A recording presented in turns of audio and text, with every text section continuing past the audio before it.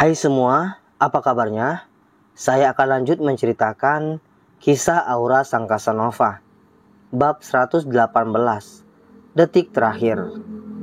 Jiro dan Kiara saat ini sedang berlibur di sebuah tempat yang sangat jauh dari keramaian. Namun suasana liburannya justru lebih cocok dikatakan honeymoon bagi mereka, karena Jiro menyekap Kiara untuk stay di villa yang dia sewa saat ini tanpa keluar. Sekalinya keluar hanya sebentar saja. Hal itu membuat Kiara merasa jengah dan juga kesal. Seperti halnya malam ini, Jiro dan Kiara tertidur di waktu yang masih belum terlalu larut, telah berlelah-lelahan dan bermandikan keringat. Sania?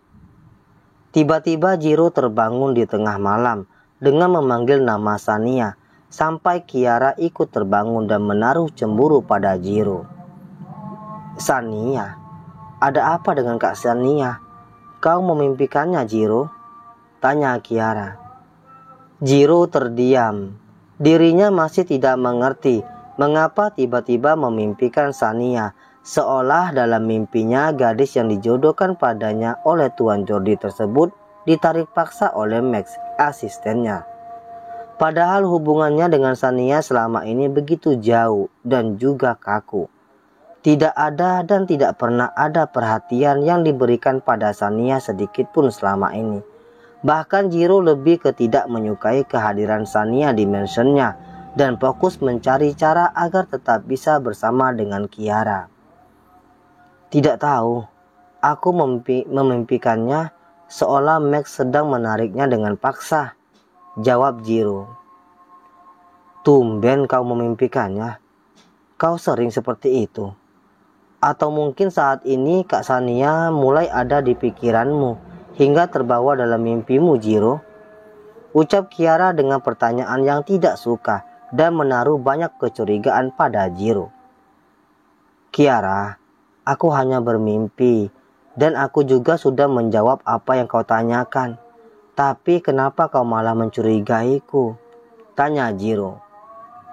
Mungkin karena masa lalumu, atau mungkin karena saat itu kalian pernah tidur berdua, jawab Kiara.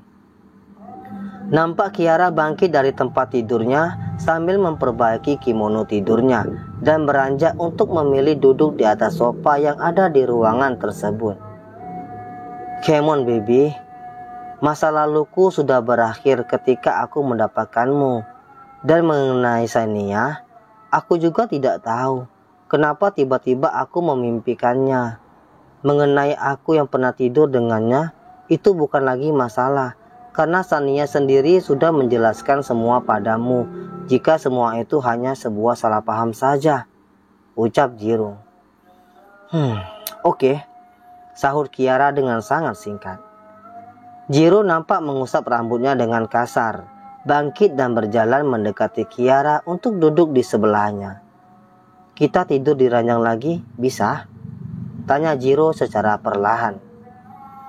Aku tidak ngantuk, jawab Kiara dengan ketus. Jiro tahu jika saat ini istrinya sedang cemburu padanya. Untuk itu, Jiro tidak bisa berbuat banyak selain hanya meladani kekesalan Kiara dengan cara diam dan tetap terjaga sampai Kiara sendiri tertidur duluan. Ponsel Jiro bergetar ketika dirinya baru saja selesai memindahkan Kiara di tempat tidur.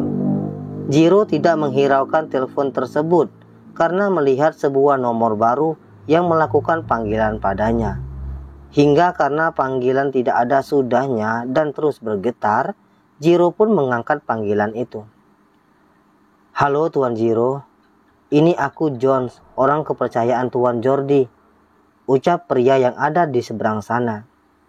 Jiro terdiam ketika mendengar kabar buruk dari orang kepercayaan Dedi kandungnya yang mengatakan jika saat ini Tuan Jordi sedang kritis hingga rumah sakit tidak bisa lagi merawatnya dan dipulangkan ke mansion untuk tinggal menunggu detik-detik terakhir dari Tuan Jordi. Apa? Jangan bercanda denganku. Aku tidak semudah itu bisa pulang dengan cepat, ucap Jiro dengan kesal dan emosi, mengira jika berita yang disampaikan oleh orang kepercayaan Tuan Jordi tidak benar. Berita yang aku sampaikan benar adanya, Tuan.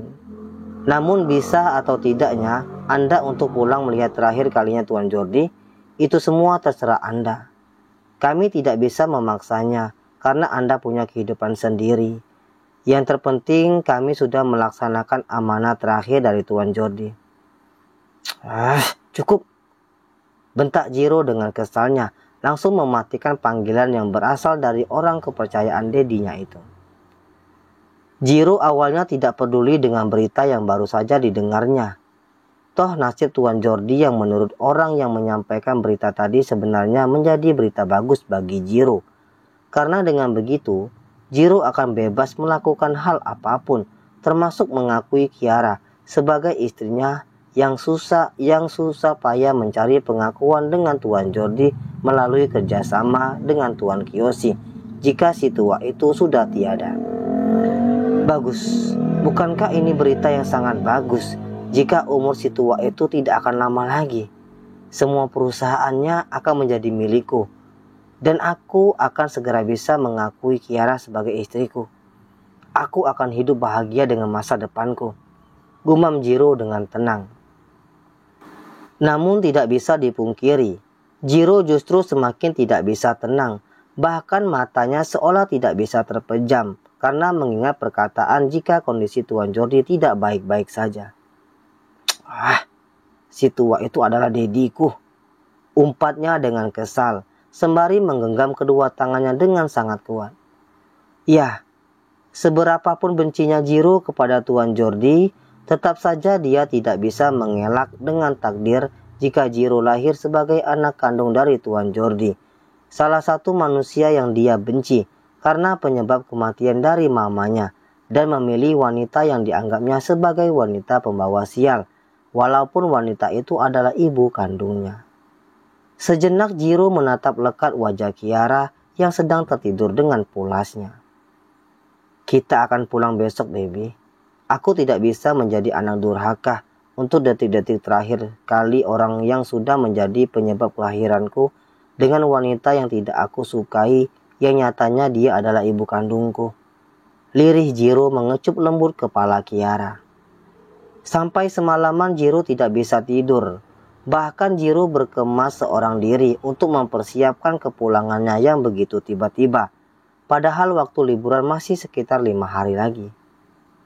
Jiro, kenapa dengan kopernya? Kenapa kau letakkan di depan pintu? Tanya Kiara ketika sudah bangun dari tidurnya dan melihat Jiro sudah berpakaian rapi dengan koper mereka yang sudah siap dibawa di depan pintu ruangan tersebut. Kita pulang hari ini, baby. Dedi sakit parah. Semalam aku mendapatkan telepon dari orang kepercayaannya, ucap Jiro sembari mengusap lembut pucuk kepala Kiara dengan penuh kasih sayang yang begitu tulus. Maksud kamu Tuan Jordi? Sahut Kiara. Iya, jawab Jiro. Entah mengapa Kiara tidak merasakan kesedihan sedikit pun ketika mendengar kabar sedih dari Jiro. Namun begitu, gadis belia itu pun tetap patuh pada Jiro untuk ikut berkemas setelah selesai mandi dan sarapan. Ada rasa sedikit kecewa di hati Kiara karena pulang jauh lebih awal dari rencana liburan mereka di tempat itu. Namun Kiara tidak bisa menolak keputusan Jiro karena hal itu berhubungan dengan orang tua pria matang tersebut. Lagi pula Kiara juga masih harus melanjutkan untuk menjalin hubungan baik dengan keluarga Kiyoshi, ayah kandungnya sendiri, seperti dengan Axel dan juga Sherin, yang keduanya masih belum bisa menerima kebenaran jika dirinya putri kandung dari Tuan Kiyoshi dan adik kandung Axel. Kau kecewa dengan keputusanku, baby? Jangan khawatir, karena setelah aku bertemu dengan dediku, kita tetap bisa melanjutkan liburan kita, ucap Jiro sembari berjalan menuju sebuah mobil yang sudah siap untuk mengantar mereka ke bandara. Tidak apa-apa, aku pun juga masih ada hal yang harus aku kerjakan, jawab Kiara. Maksudmu? Sahut Jiro. Pulang ke rumah orang tua kandungku untuk memastikan Axel dan Sherin jika aku memang putri kandung Tuan Kiyoshi, yang itu artinya aku juga saudara mereka, terutama Axel. jawab Kiara kemudian.